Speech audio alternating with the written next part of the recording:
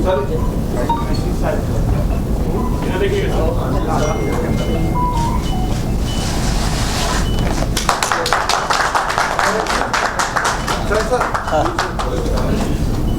सभी लोग, आप लोग भी सभी लोग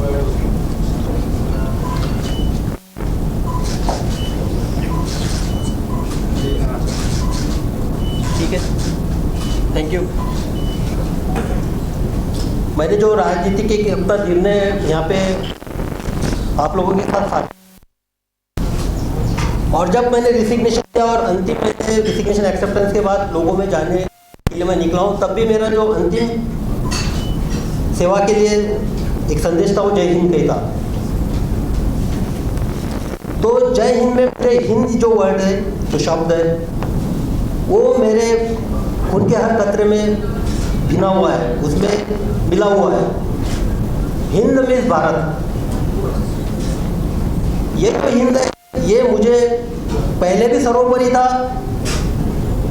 आज भी मुझे सर्वोपरि है, और आने वाले भविष्य में हिंद मुझे सर्वोपरि रहेगा। दूसरा जो वर्ड है सेना, जो सेना ये शब्द है, इस पार्टी के माध्यम से मैं उन जवानों की तलाशों में हूँ, जो सेना के जवान जो इस पार्टी के कार्यकर्ता बनेंगे, वो बिहार के हक के लिए लड़ेंगे, वो लड़ाकू होंगे। एक जवान की जो क्वालिटी है, जैसा पुलिस का जो जवान होता है वो क्राइम के खिलाफ लड़ता है, सेना का जो जवान होता है वो अपने बॉर्डर के लिए लड़ता है, देश की सुरक्षा के लिए लड़ता है। उसी तरह हिंद सेना का जो जवान है, जो कार्यकर्ता है, वो बिहार के हक के लिए लड़ेगा। तो जो रन फॉर सेल्फ मैंने शुरू किया था, और रन फॉर सेल्फ के दौरान मैं युवाओं से मिला। हालांकि रन फॉर सेल्फ में एक मेरा और एक मोटिव था, अवेयरनेस कितने मात्रा तक नीचे पहुंची हुई है, और दूसरी बात थी कि लोगों के मन में क्या है, विशेषकर युवाओं के मन में क्या है, युवा क्या सोच रहे हैं,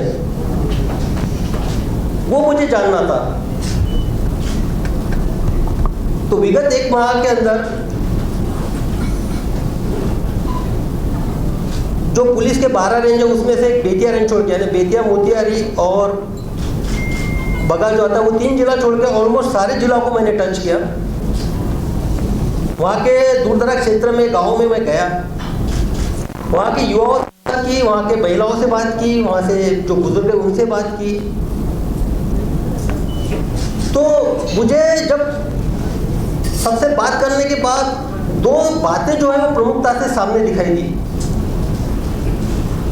सबसे पहली बात, 75 साल के आज़ादी के बाद भी, 75 साल के आज़ादी के बाद भी बिहार के जो दूर दराज के क्षेत्र है, कई गांव है, उन तक जो बुनियादी सुविधाएं पहुंचनी चाहिए थी वो नहीं पहुंची। रोजगार, पलायन, ये तो बड़े इशू है, लेकिन जो बुनियादी सुविधा है, एग्जाम्पल के तौर पे बताता हूं, आदमी के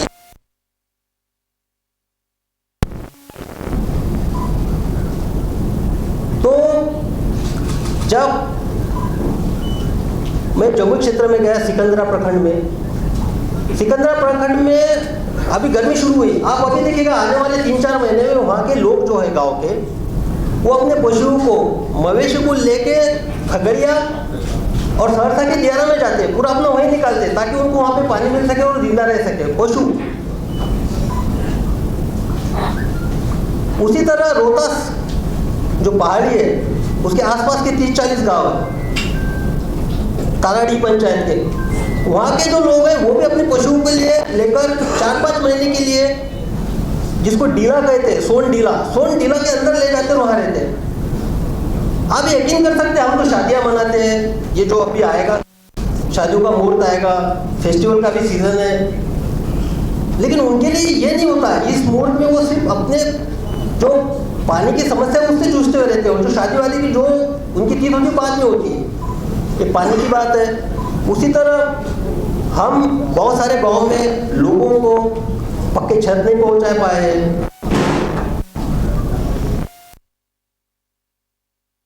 बहुत सारे गांव में लोग इतने समर्थ भी नहीं है जो अपने चॉइस से कपड़े पहन सके, खरीद सके और अपने दो वक्त की रोटी अपने बेटा बेटी इनको खिला सके।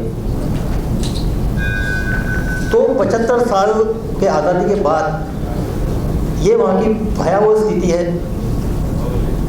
और जो दूसरी बात थी जो मैं युवाओं में देखना चाहता था, उनसे मैंने वार्तालाप किया, संवाद किया। जब भी आप दूर दराज के क्षेत्र में, आपको भी अपील करता हूँ, कहीं पे जाइए और सिर्फ उन लोगों तक कैमरा लेके जाइए और उनसे बात कीजिए। वो आपके सामने समस्याओं का अंबार लगा देंगे, एक फेरिस्त आपके सामने रख देंगे उनकी समस्याओं की। तो जब वो आपके सामने समस्याओं की फेरिस्त रखते थे, मेरे सामने जब रखते थे, युवाओं में एक था कि उनके नजरों में मुझे एक बदलाव की आस भी दिखती थी। हर युवा जो है वो बदलाव चाहता है, लेकिन उनकी बॉडी लैंग्वेज जो है वो हमेशा शो करती कि कुछ होश उनमें है कि बदलाव आए, लेकिन बदलाव लाएगा कौन? विगत 75 साल के इतिहास के बावजूद उनकी स्थिति वहीं की वहीं है। तो उनकी एक खूब मुझे देखिए कि आप बदलाव लाइए। तो बदलाव मेरे सामने ये था कि लाया कैसे जाए। एक मेरे सामने एक प्रयोजन था कि मैं समाज सेवा के माध्यम से इनमें बदलाव की कोशिश करूं। लेकिन सारा एनालिसिस करने के बाद मैंने ये पाया कि लोकतंत्र ने, जो एक खूबसूरत हथियार है, लोकतंत्र ने वो व्यवस्था बना के रखी कि जो मूलभूत सुविधाएं हैं, जो उनकी समस्या है, उनसे निजात पा सके जनप्रतिनिधियों के माध्यम से। उन लोगों को अपना जनप्रतिनिधि नियुक्त करने का, चुनाव के बदौलत उनको नियुक्त करने का उनको अधिकार दिया है। तो जब मैंने ये पाया कि इनमें जो बदलाव ला सकता है एक लोकतंत्र के माध्यम से, इन्हीं में से युवाओं को बिहार की दशा और दिशा सुधारने के लिए नेतृत्व के तौर पे, जनप्रतिनिधियों के तौर पे क्यों न लाया जाए, तब मैंने निर्णय लिया इन युवाओं के लिए हम एक माध्यम बन सकते हैं, एक राजनीतिक विकल्प के तौर पे माध्यम बन सकते हैं। जब मैंने ये सोचा और अमल लाने की कोशिश की, तो मेरे सामने बहुत सारे राजनीतिक दल के विकल्प थे। मैं यहाँ बता देना चाहता हूँ कि बहुत लोगों ने मुझे अप्रोच भी किया, किसी ने राज्यसभा का ऑफर किया, किसी ने आने वाले समय में मंत्री बनाएंगे इस तरह से बातें की। आप ही लोगों ने चलाया था, किसी ने इस तरह से अप्रोच किया, नाम नहीं लूंगा, कि आपको सीएम का फेस वहाँ पे हम प्रोजेक्ट कर सकते हैं। तो भाई ये एमएलए बनना, एमपी बनना, मंत्री बनना, ये तो मेरा स्वार्थ नहीं है। जो मैंने पुलिसिंग में सेवा दी वो निस्वार्थ होकर दी। तो मुझे जो चाहिए था, ये युवाओं की दशा और दिशा सुधारने वाला एक जनरेशन यहाँ पे चाहिए था। तो मैंने सोचा और अमल में लाया, क्यों ना हम युवाओं की एक पार्टी बनाए जिसमें जो जुझारू युवा है उनको हम एक चांस दे सके। अब जब पार्टी का डिसाइड हुआ, तो अब इसका किस विचारधारा के साथ चलेगी, एक समस्या थी। तो बाकी पार्टियों की विचारधारा तो सब लोगों को पता है। तो मेरी जो विचारधारा थी वो पुलिसिंग में मैंने जो सीखा, सेवा देते वक्त मैंने जो समझा, लोगों के बीच जाके जो मैंने महसूस किया, उसी के बेसिस पे मेरी विचारधारा थी। मुझे इससे पहले बहुत लोगों ने सवाल पूछा था, ये जो सिंबल है त्रिपुंड वाला, कोई बोला कि शिव जी का त्रिपुंड है, और शायद तो मेरे माध्यम में जो बात करता हूँ तो ऐसा त्रिपुंड दिखता है, तो ये आपका शिव जी का त्रिपुंड है। बहुत लोगों ने अपने कयास लगाए, नहीं, उसके पीछे जो है आप बैकड्रॉप में देखिए, बैकड्रॉप में खाकी का कलर है, खाकी मीन्स यूनिफॉर्मिटी। और त्रिपुण जो है मेरे पार्टी के फाउंडिंग प्रिंसिपल्स है, मेरी आइडियोलॉजी है, ह्यूमैनिटी, जस्टिस एंड सर्विस, मानवता, न्याय और सेवा।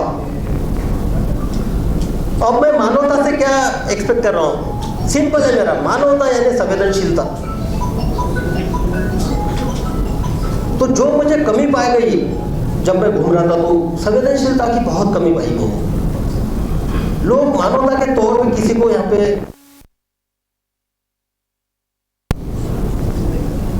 तो एक एग्जांपल के तौर पे मैं बताता हूँ कि मैं संवेदनशीलता किस बात में पूछ रहा हूँ, किस तरह से मेरे पार्टी की संवेदनशीलता हो। मैं अररिया में एसपी था, एक महिला आती है, दरवाजे पे खड़ी होती है, उतने में मेरा जो बाहर का गार्ड होता है, दरवाजे वाला, वो अंदर आता है, हंसते हुए आता है, बोलता है सर, क्योंकि जनरली मेरे एसपी पीरियड में आपने देखा कि दरवाजे को गेट नहीं लगता था, पूरा खुला रहता था ट्रांसफर।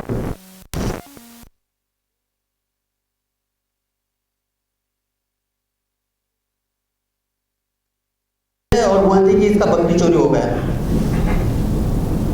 तो जब वो हंसा तो मुझे लगा कि ये जिस सेवा के लिए संवेदनशीलता के तौर पे इसको देखना चाहिए था, उस समस्या को नहीं देख रहा है। मैंने तुरंत उस सिपाही को वहाँ पे निलंबित किया, वो महिलाओं को बुलाया, और वो महिला की जो समस्या है बकरी चोरी की, उसका पति बाहर रिक्शा चलाता है दिल्ली में, बौसी थाना का मामला। तो मैंने अपने आप को उसकी जगह देखा, उसका पति बाहर है, उसके लिए उपजीविका साधन यहाँ बकरी है। अगर मेरी बकरी उस महिला की जगह चोरी होती थी और मैं उस जगह रहता था तो मुझ पे क्या बीतती थी। तो मुझे लगा कि नहीं, ये भयंकर गंभीर समस्या है। मैंने बौसी थाना प्रभारी को फोन किया और बोला कि शाम तक ये बकरी रिकवर होनी चाहिए, और शाम तक वो बकरी रिकवर हुई। तो ये जो संवेदनशीलता है, मैं कोई भी आपके पास पीड़ा लेके आता है, दर्द लेके आता है, आपका दुख बताने आता है, तो इस पार्टी का जो भी सदस्य होगा वो अपने आप को उसकी जगह रख के सोचेगा कि ये जो दर्द है, दुख है, इसके प्रति उसकी क्या संवेदनशीलता होनी चाहिए। दूसरा जो मेरा, आपने विधायक को कितने बार देखा है? आप 99% जो दूर दराज के क्षेत्र है उनका कहना था कि हमने 5 साल में एक बार भी विधायक को देखा नहीं। जो 1% था वो था इलेक्शन का समय, जो हेलीपैड लैंडिंग होता था, प्रचार के लिए आते थे, अपनी जात की अस्मिता को जागते थे कि वही जात के ठेकेदार है, और उसके बाद इलेक्शन होने के बाद पुनः हेलीकॉप्टर लैंडिंग के साथ दूसरी जगह। तो सामाजिक न्याय भाई ये कैसे होगा? मैं एक सिंपल बात बताऊं, मैंने पुलिसिंग में देखा है, आप सब लोग को पता है, बिहार में हत्याएं 2700 से 3000 तक, 2700 to 3000, 3000 तक हत्याएं साल में होती है। उसमें से अप्रोक्सीमेटली जो डाटा है वो शो करता है कि 57% हत्याएं, 57% हत्याएं वो लैंड डिस्प्यूट में होती है। तो लैंड डिस्प्यूट में जो हत्याएं होती है तो वो होती है करीबन 1500-1600 साल में, यानी महीने में कितना? महीनों में 120, महीने में 120 मीन्स पर डे कितना? 4, यानी प्रति 6 घंटा के बाद एक हत्या। तो हत्या क्या, लैंड डिस्प्यूट में इतनी हत्या क्यों होती है? लैंड रिफॉर्म करने वाला सबसे पहला स्टेट जो था 1950 में बिहार था। तो भाई लैंड रिफॉर्म यहाँ पे जो लोग आम आदमी है वो न्याय उनको कहाँ मिलेगा ये सोचता है। जो मेरा दूसरा जो फाउंडिंग प्रिंसिपल न्याय, तो जो कमजोर होता है उनको लगता है कि मुझे व्यवस्था से न्याय नहीं मिलेगा, सिस्टम से मुझे न्याय नहीं मिलेगा, तो हथियार अपना उठा लेता है और अपना अपराध कर बैठता है। ये कम है, लेकिन बहुत सारे लोग जो है अपने आप को समझते हैं कि न्याय मेरे जेब में है, कानून मेरे जेब में है, मैं हथियार उठाऊंगा, किसी को ठोक दूंगा, मार दूंगा, तो मेरा कुछ बिगड़ने वाला नहीं है, ज़्यादा से ज़्यादा कुछ दिन के अंदर जाऊंगा, बाहर में और रहूंगा और दबंगाई से रहूंगा। तो भाई इससे न्याय क्या अपेक्षा करते हो? तो मेरे जो पार्टी का न्याय का कंसेप्ट है वो ये है कि जो कमजोर है, उसको महसूस होना चाहिए कि हमारे साथ न्याय होगा, व्यवस्था हमारे साथ न्याय करेगी। और जो दबंग है, जिनको लगता है कि न्याय उनकी जेब में है, और मैंने पुलिसिंग में किया है ये, मैंने किसी का नहीं सुना है। जब सच की बात आती है, सत्य की बात आती है, तो मैं स्ट्रांगली स्टैंड लिया वहाँ पे, और सब लोगों ने देखा है। ना किसी व्यवस्था में ऊपर से फोन आने वाला का सुना है, ना कुछ किया। जो मुझे लगा है कि न्याय के लिए जरूरी है तो वो किया है। तो जो दबंग है, जो न्याय उनको लगता है कि उनकी जेब में, उनको भी सबक सिखाने का ताकत इस पार्टी के माध्यम से हम रखने वाले हैं। और तीसरा है सेवा। तो मैं मेरे जो बैच में पहले था इंडियन पुलिस सर्विस, तो मैंने सबसे पहले बोला था कि मेरे लिए सेवा ही सबसे इंपॉर्टेंट है, और निस्वार्थ सेवा। मैंने कभी अपने आप को एएसपी नहीं समझा, ना एसपी समझा, डीआईजी समझा, आईजी समझा। मैंने अपने आप को सेवक समझा है। इसीलिए खुल के लोग आते तो खुल के अपनी समस्याएं बता देते हैं। तो जो एक निस्वार्थ सेवा भाव की जो भावना है, जो संवेदनशीलता की भावना है, वो मुझे सेवा के अंतर्गत अपेक्षित है। आप तो लोकतंत्र ने खूबसूरत ये किया है कि भाई जन सेवा के लिए आपको जनप्रतिनिधि चुनाव नियुक्त करने पड़ेंगे, चयनित करने पड़ेंगे। चयनित करने के बाद आप क्या करते हो? इनको 5 साल के बाद हम बात करेंगे लोगों से, तो वो नहीं चलेगा। अगर जनप्रतिनिधि यहाँ पे आता है तो उसको सेवा भाव से आना पड़ेगा, निश्चित सेवा भाव से आना पड़ेगा, निस्वार्थ सेवा भाव से आना पड़ेगा। और इस पार्टी में जो भी जुड़ना चाहता है, कि जो भी जुड़ेंगे, उनको ये 3 प्रिंसिपल पे खरा उतरना पड़ेगा, उनको एक्सेप्ट करना पड़ेगा। मानवता, न्याय और सेवा। अब आप बोल रहे हो कि भाई यहाँ पे इतनी सारी समस्या है, तो आप क्या करोगे, क्या कर सकते हो, और आपने पॉलिटिकल पार्टी का ही रास्ता क्यों चुना है? मैं सिंपल एक एग्जांपल कोट करता हूँ, मेरा कंक्लूड करता हूँ, फिर आप लोगों के सवाल होगा। अब सब बोल रहे थे कि हम पलायन समस्या है, रोजगार की समस्या है, आप लोग भी कवर करते हैं, यहाँ इंडस्ट्री नहीं है। मैं इस पे बोलूंगा नहीं। इंडस्ट्रियलाइजेशन का देखिए, इंडस्ट्री के लिए लैंड चाहिए, फाइनेंस चाहिए, यानी कैपिटल चाहिए, स्किल लेबर चाहिए। उसके लिए सरकार ने बियाडा भी बनाया है, इंटर सबवेंशन स्कीम की, सेंट्रल गवर्नमेंट की, उसके अंतर्गत भी बहुत सारे प्लान का बोला गया है। तो सच्चाई आप लोग सब जानते हैं क्या हुआ है, क्या नहीं हुआ है। मैं ये नहीं बोलने जा रहा हूँ कि कोई बड़ा प्लान यहाँ पे आए, उसके लिए इनिशिएटिव हो, लेकिन जो आपके पास है पहले उसके प्रति तो आप संवेदनशीलता दिखाइए। मैं भागलपुर में गया था, तो वहाँ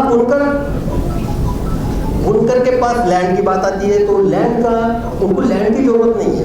उन्होंने जब हैंडलूम से पावरलूम पे किया, तो उन्होंने बेचारों ने पावरलूम अपने घर में लगाए, अपनी बेड की जगह, अपनी किचन की जगह लगाए उन्होंने पावरलूम। फाइनेंस, तो फाइनेंस उन्होंने अपने वुड बना के उन्होंने फाइनेंस अवेलेबल किया अपने बैंक से। और स्किल्ड लेबर, वो स्किल तो है उनके पास,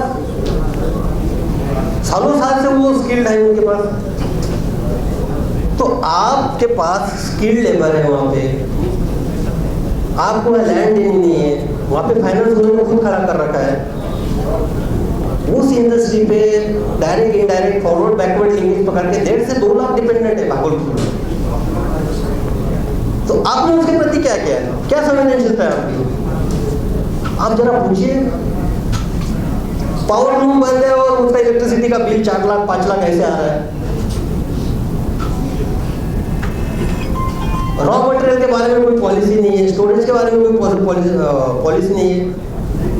अरे भाई उसको रिवाइव तो कीजिए आप, बाकी इंडस्ट्री तो लगाएंगे, लेकिन जो आपके पास है, जिसमें आप रोजगार जनरेट कर सकते हो, जिसके माध्यम से आप वहाँ के स्किल लेबर का पलायन रोक सकते हो, वो तो चीजें अपने पास जो है वो तो कीजिए। तो बस मेरा यही सब कुछ कहना था। आज पार्टी का अनाउंसमेंट किया है, मेरा क्षेत्र में घूमना अभी खुले तौर पे रहेगा। एक पार्टी का राष्ट्रीय जो अध्यक्ष है, पार्टी का गठन कल ही हुआ है, 7 अप्रैल 2025 में पार्टी का गठन हुआ है। सर्वसम्मति से वहाँ राष्ट्रीय अध्यक्ष के तौर पे मैं हूँ, शिवदीप अमनराव लांडे है। अब मेरा जो घूमने का सिलसिला है बिहार में जारी रहेगा। संगठनात्मक तौर पे लोगों को मुझे चूज करना है, उनको जानना है, पहचानना है, कौन जो एक मोटिव है, जो फिलॉसफी है, जो आइडियोलॉजी पार्टी को आगे बढ़ा सकता है और आगे बढ़ना है। तो आप लोगों के कुछ सवाल होंगे तो आप पूछ सकते हैं। कि प्रशांत किशोर से कैसे आपको अलग बात है, क्योंकि वो भी तो वही चीज़ कह रहे हैं जो आप बता रहे हैं। नहीं, एक्चुअली देखिए, सभी का स्वागत है। लोकतंत्र में सबसे बड़ी खूबसूरती ये है कि हर एक को अपनी विचारधारा रखने की बात है, विचारधारा को बढ़ाने की बात है या अपना संगठन बनाने की बात है, अपनी पार्टी बनाने की, सबको स्वतंत्रता है और अच्छी बात है। आप उन्हीं का नाम क्यों ले रहे हो? मैं तो चाहता हूँ और लोग आए, आप पत्रकार लोग हैं, आपकी भी एक पार्टी बने, आइए। आप तो सबसे क्लोजली देखते हैं, उसका भी स्वागत है। तो एक प्लेटफॉर्म पर भी तो आप लोग आ सकते थे। जब एक ही मोटो है, जब एक ही लक्ष्य है, तो एक प्लेटफॉर्म पर भी आ सकते थे। नहीं, ये आपका नजरिया है, एक ही मोटो है और एक ये, मुझे नहीं लगता है, मेरी विचारधारा नहीं मिलती है वहाँ पे। विधानसभा चुनाव में कैंडिडेट खड़ा करेंगे आप? विधानसभा चुनाव में कैंडिडेट अभी तो पहले संगठनात्मक तौर पे जाएंगे, लेकिन विधानसभा चुनाव हिंद सेना पार्टी लड़ेगी, 100% लड़ेगी। सभी सीटों पर अभी जब मैं पूरे बिहार घूमूंगा तो देखो, हाफ हार्टेडली मेरा कुछ नहीं रहता है। जो होता है थ्रेट होता है, आर पार होता है। लड़ेंगे तो 243 के, अभी देखते हैं कौन सा सीट पर आप लड़ेंगे? हाँ, अभी ये देखिए, आप पूछे कौन सा सीट पे आप लड़ेंगे, यही सवाल है कि जो आपको हम राज्यसभा देंगे, आपको मंत्री बनेंगे, आपको हम सीएम का फेस बनाएंगे, बातें तो यही थी। तो आपका सवाल भी वही है, मेरा तो कोई स्वार्थ नहीं है। जो यहाँ पे हर कंस्टिट्यूंसी में चुनाव लड़ेगा वो शिवदीप अमनराव लांडे ही चुनाव लड़ेगा, वो मेरा प्रतिनिधि होगा, मेरे आइडियोलॉजी के साथ होगा। तो आप ये मत मानिए कि यहाँ का ये कैंडिडेट है, वह पटना का कोई है तो बांकीपुर का कोई कैंडिडेट, बांकीपुर में वो नाम अलग हो सकता है, लेकिन उसके पीछे की जो प्रतिमा है, उसके पीछे जो है वो शिवदीप लांडे ही होगा। तो बिहार में 243 जगह शिवदीप अमनराव लांडे ही चुनाव लड़ेगा। आईपीएस के तौर पे आपने जो जीवन दिया, क्या अधूरा छूट गया जो आप पार्टी के तौर पर पूरा करना चाहेंगे? नहीं, अधूरा नहीं, लिमिटेशंस थे।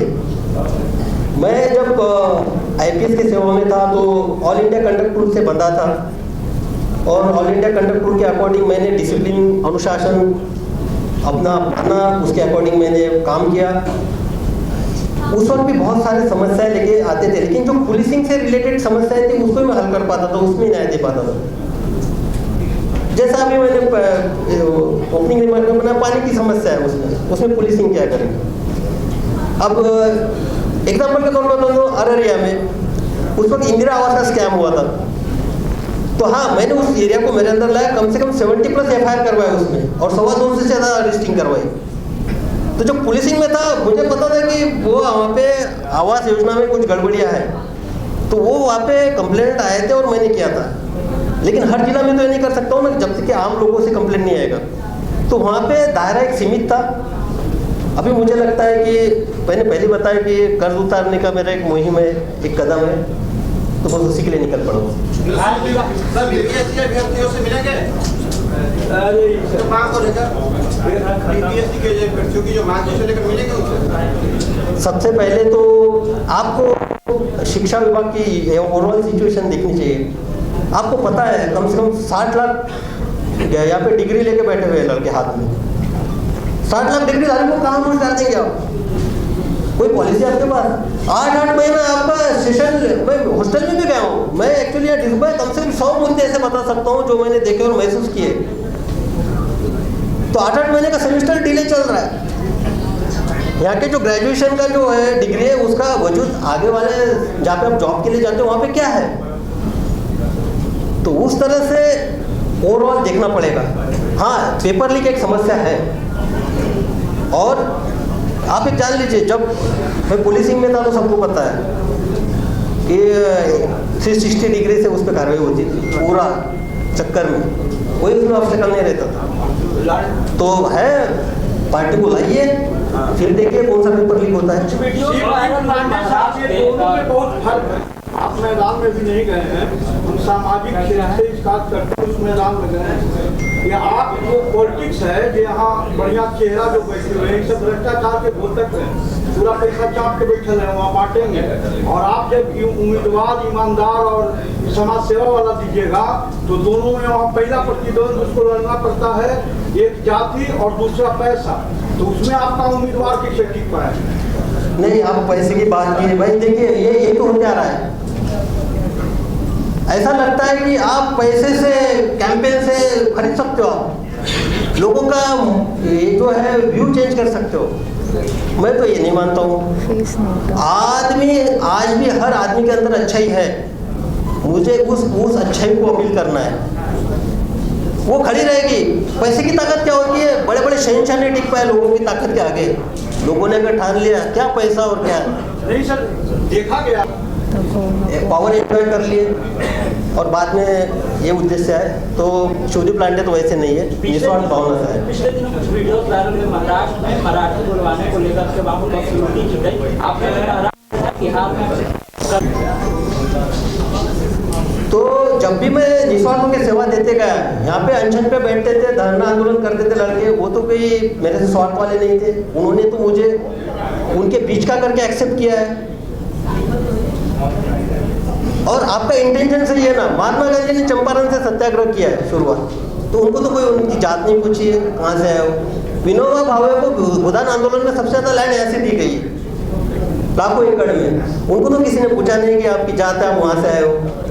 तो मैं अभी बिहार में सेवा देने के लिए हूँ और बस बिहारियों के साथ। सर, बिहार के एक और चर्चित IPS अफसर है विकास वैभव जी, वो एक कैंपेन शुरू किए काफी दिनों से, लेट्स इंस्पायर बिहार, और ऐसे कयास लग रहे हैं, ऐसे संकेत भी है काली जो वो राजनीतिक पार्टी की शुरुआत करेंगे। क्या आप उनके साथ कोई बातचीत हुई है या फिर आप उनके कैंपेन?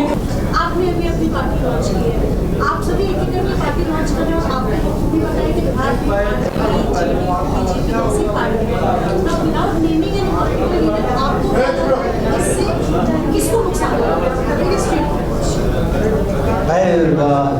मैं तो बिजनेसमैन नहीं हूँ, नुकसान फायदे का तो मैं कैलकुलेशन नहीं कर सकता हूँ। पर आप पत्रकारिता के हिसाब से मैं भी आपका एनालिसिस देखता हूँ।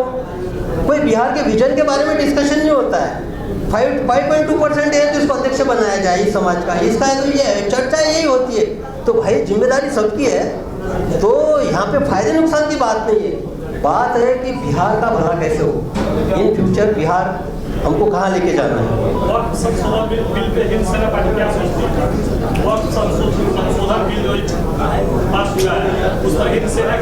देखिए, कानून जो बनता है प्रोसीजर से बनता है, उसमें तो मैं कमेंट नहीं कर सकता हूँ। लेकिन किसी व्यक्तिगत विचार है उसको विश्वास नहीं देना चाहिए।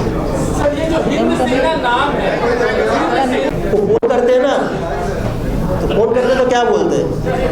जय हिंद सर बोलते हैं। आज भी बोलते हैं सर्वे छोड़ने के बाद, जय हिंद सर, कैसे है सर? तो आप लोगों के साथ ये आप का तरीका। सर